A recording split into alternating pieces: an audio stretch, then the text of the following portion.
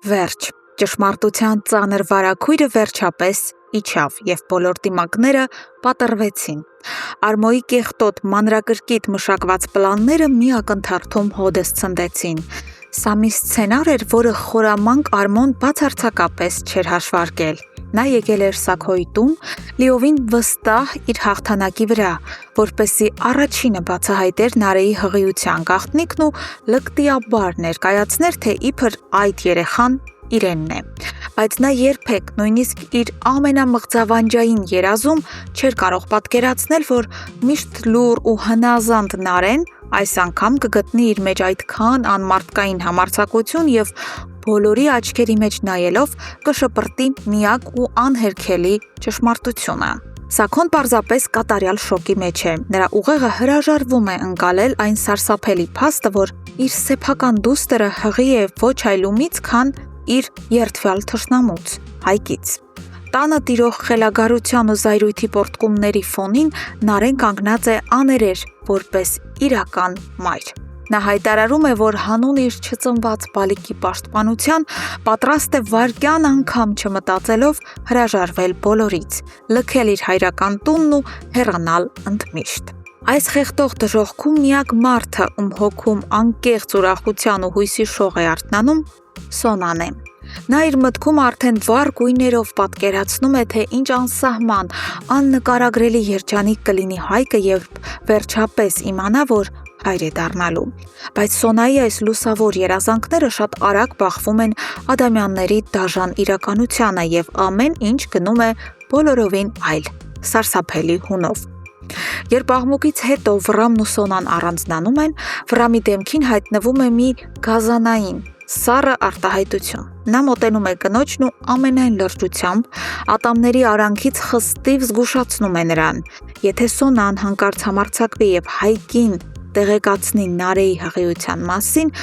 ապա թող իմանա, ոչ միայն Նարեի երեխան երբեք լույս աշխարհ չի գա, այլև ինքն անձամբ կգտնի ու կսպանի Հայկին։ Սոնան քարանում է տեղում։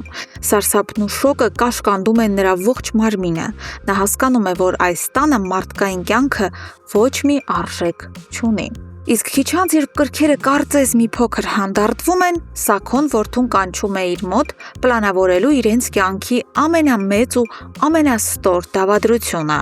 Նա ամեն գնով ցանկանալով մաքրել իր ընտանիքի անունն ու բոլորից թաքցնել այս խայտառակությունը,